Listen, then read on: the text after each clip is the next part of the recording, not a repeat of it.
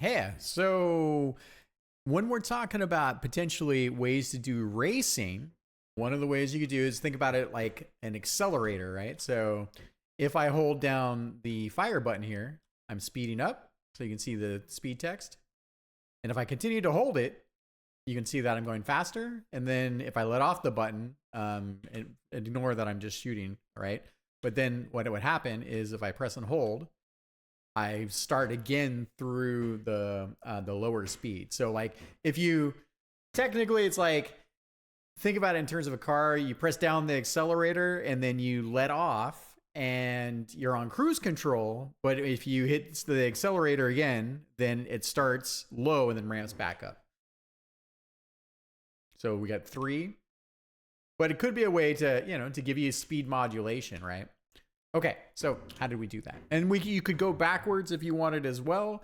There might be some other ways to sort of do this, but we do have some limitations. So, but the way you would set this up here is you would have your button. In this case, whatever button you want, I would set the button press to mode hold. And then you have to set the switch mode, and it should be always activated, meaning that no matter where it's at in the world, if you press the button, that it will continue to be activated. Okay, and then we have a countdown property. So this is just saying how long should the button be held before we adjust the camera speed. So the switch mode would be set to 0.5 seconds. We'll tune it to your heart's desire.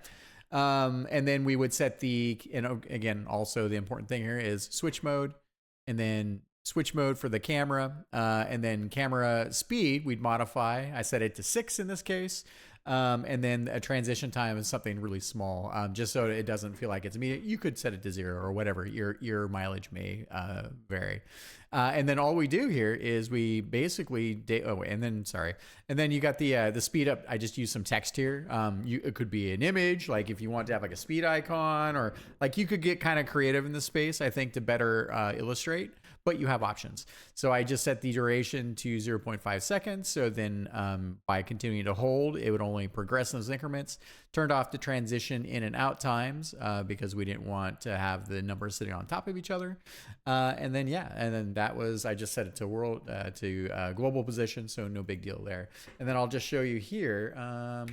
It's gonna be a little harder to see, but so if I'm holding the button, as soon as I let go of the button, basically, you can see here, right? So, and that's the nice thing about the switch statement. So all I'm doing is pressing and holding the button here. So that would be how and that kind of gives you a race mechanic that's a bit more dynamic. You could make it its own button. Again, it's, like you could do the opposite and have a second button, which would be your braking button. But the thing is that you could do that. But you still had the limitation as to wherever you start in the stack, right?